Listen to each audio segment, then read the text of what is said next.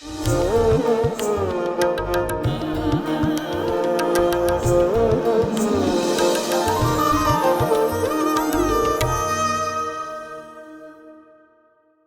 मैंने क्या देखा, वो कैंडल, वो स्वामी बन गए वाइट रोब में, ज्योति हो गया स्वामी का फेस, स्वामी का चेहरा, और मुस्कुराता हुआ, और मेरे ऊपर अभय हस्त ऐसे ब्लेसिंग दे रहे हैं।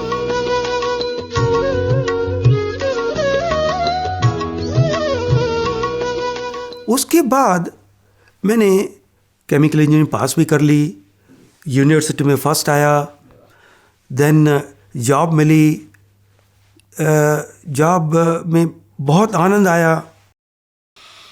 10 साल और निकल गए, 1978 तक जॉब करता रहा एक ही कंपनी में। नोसिल वहाँ कंपनी थी वो टाइम पे, national organic chemical industry limited. फिर 1978 में तक, सन 1978 तक मुझे जो प्रमोशन मिलना चाहिए था वो नहीं मिला। मुझे वो कंपनी से ज़रा शिकायत थी। वो टाइम पे एक मैनेजिंग डायरेक्टर हॉलैंड से आया और उसने मेरे से कहा कि भाई तेरे को प्रमोशन क्यों नहीं मिला है, जो proper promotion of a very high level, बहुत अच्छी डिग्री का प्रमोशन, वो क्यों नहीं मिला। तो मैंने भी गुस्से से कहा, मैं भाई सब काम अच्छा करता हूँ कंपनी में। वो लोग बोले कि हाँ तेरी रिपोर्ट में हमेशा लिखा है कि तो ये तो आपको माने इंक्रीमेंट जो होती है एनुअल इंक्रीमेंट, वो एक नहीं डबल ट्रिपल भी मिली है, तो आपको प्रमोशन क्यों नहीं मिला है। मुझे भी गुस्सा आया। मैंने कहा कि आप मुझे बताइए, आप लोगों ने प्रमोशन मुझे क्यों नहीं दिया, मेरे फाइल में क्या शिकायत है, क्या कमी है, वो बताइए। तो उसको इतना सीरियसली उसने टेक लिया, बोले कि मैं चंद दिनों में आके आपको बताऊंगा। चंद दिनों के बाद आए, मुझे अभी तक याद है 24 दिसंबर 1978। उन्होंने आके कहा कि भाग्या ये लो, क्रिसमस की एक गिफ्ट है आपके पास। क्या भाई गिफ्ट है? बोले आज से आप प्रमोट हो गए और सैलरी बढ़ी, स्टेटस बढ़ा। तो उन्होंने कहा कि ये सिर्फ नहीं, दूसरी भी दे रहा हूँ कि 3-4 महीने के बाद आप हॉलैंड जाओगे। वो कंपनी का, ये कंपनी डच कंपनी थी, collaboration royal Dutch Shell group और मफतलाल, इन दोनों का ये संयोग था, technical as well as financial. तो उन्होंने कहा कि आपको 2 साल के लिए फॉरेन भेज रहे हैं, वहाँ आप सीख के आइए कि ऐसी बड़ी फैक्ट्री, केमिकल फैक्ट्री चलाने में जो हमें दिक्कत होती है और वहाँ चलाने में जो आसानी है, क्या अंतर है, वो फिर इधर आके आप इम्प्लीमेंट कर सकते हो, अमल में ला सकते हो, ताकि ये कंपनी ऊपर बढ़ेगी। बहुत अच्छी बात है। तो कहे कि जब आप जाओगे 4 महीने के बाद आपको एक और प्रमोशन मिलेगा, माने आप और भी हायर पोजीशन पे उधर जाओगे। फिर उसने कहा कि ये सिर्फ नहीं, जब वापस आओगे आपको 2 साल उधर ट्रेनिंग होगी, ट्रेनिंग नहीं है, काम करोगे और जो आपको इनपुट होगी वो लेके आओगे यहाँ लेके आओगे, तो आप प्लांट के इंचार्ज हो गए। 3rd प्रमोशन, तीसरा प्रमोशन मिलेगा आपको। तो मुझे बहुत खुशी हुई, मन में ये बात आई मेरे को कि इतने साल में चुप बैठा हुआ था, प्रमोशन नहीं मिल रहा था, लेकिन देने वाला जब भी देता पूरा चप्पल फाड़ के देता। तो मुझे बहुत मजा आ गया। Thank you sir.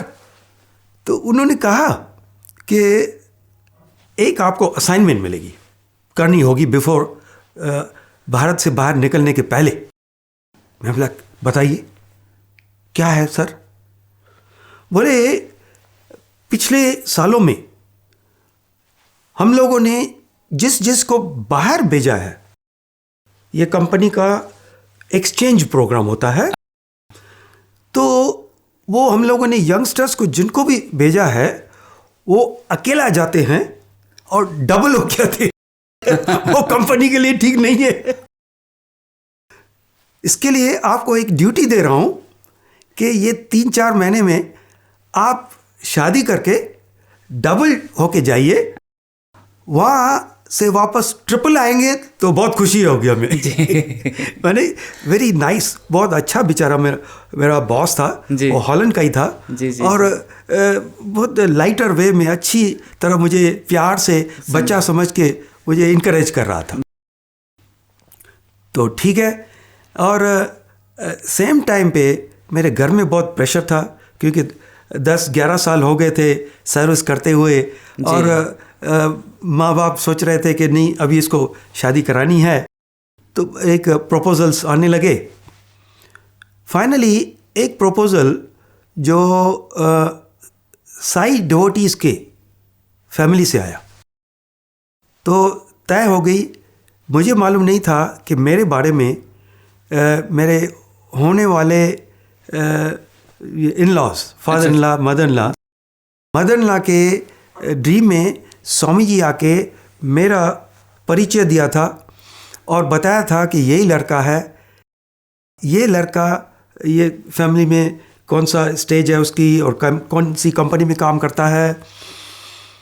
तो सब डिटेल बता के गए, मैरिज की डेट भी बता के गए, और उनको एक ड्रीम में उनको चेक भी दे गया।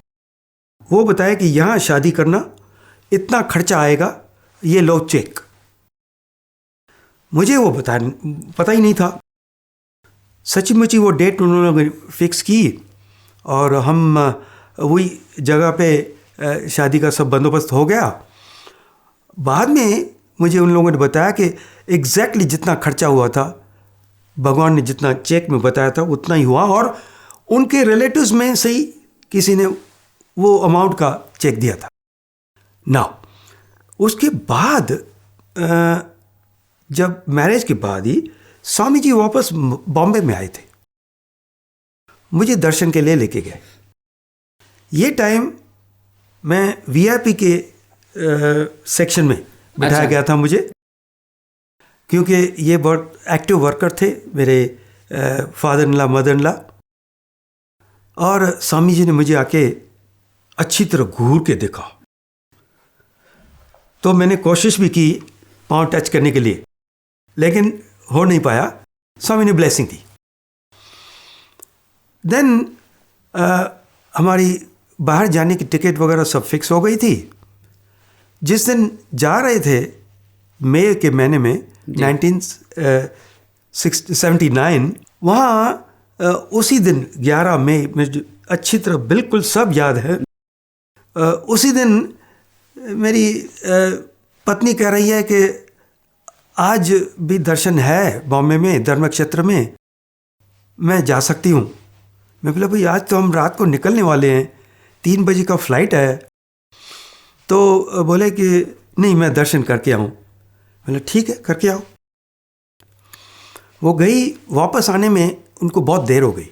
रात को 10 बज गए क्योंकि ट्रैफिक वगैरह ज़्यादा थी। और हम लोग यहाँ बैठे हुए थे, हम लोग नई नई शादी की हुई थी और जाने की तैयारी थी। सब लोग मिलने आए थे। तो ये आई लेट काफ़ी। जैसे ही आई मैंने उसको डांटा कि ये सब लोग बैठे हुए, आपको मालूम है जाना है इतना जल्दी, मैंने 3 बजे का फ्लाइट है। वो बेचारी कुछ नहीं बोली। गए हम लोग टैक्सी में, फिर प्लेन में बैठे और मैंने प्लेन में बोल दिया उसको, देखो सत्य से ऑर्गेनाइजेशन में तेरे को कुछ भी करना है, मेरी तरफ से कोई दिक्कत नहीं है, मुझे मत कहना कहीं भी ज्वाइन करने के लिए, तुझे जो करना है करो। मैंने फर्स्ट जर्नी में ऐसी डांट मिले तो बेचारी चुप बैठी हुई थी प्लेन में इतने घंटे के लिए। मैं ना उससे बोलूँ ना वो मेरे से बोल रही थी, वो कोई एक बुक पढ़ रही थी। हम लोग पहुँचे हॉलैंड में और नेक्स्ट डे ऑनवर्ड्स हम लोग रेस्टोरेंट में थे, होटल में थे, कंपनी ने बुक किया हुआ था।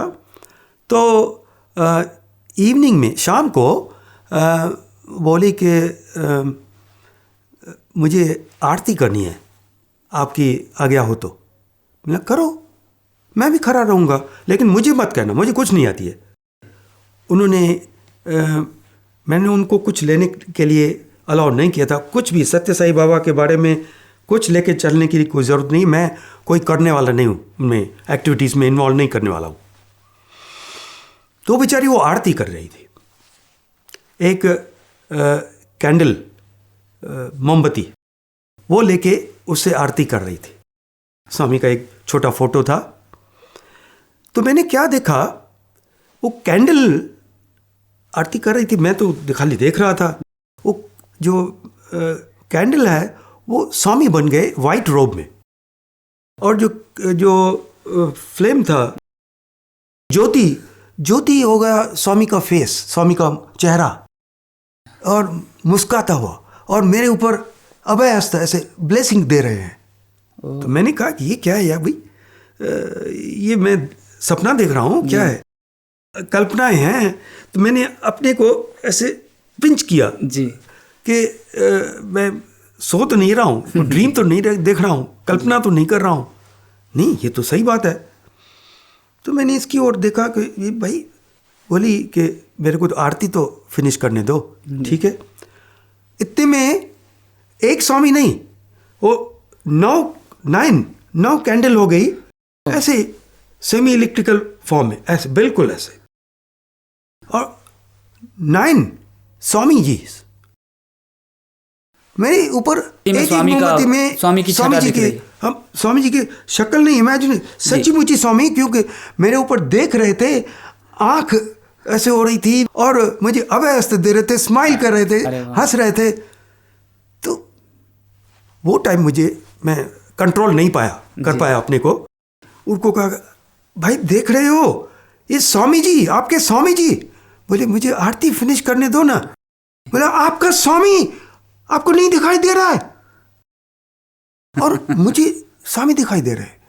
मुझे लगा ये तो कोई अजीब बात है, ये तो कोई मिरेकल है, करामत है। मैं तो साइंटिफिक माइंडेड पर्सन हूँ, ऐसे मैं किसी की बातों में चक्कर में नहीं आ पाता। तो उनको कहा कि मुझे सत्य साई बाबा के ऊपर कोई किताब है, मैं पढ़ना चाहता हूँ। उसने कहा कि आपने तो कहा था कोई लिटरेचर नहीं ले आना।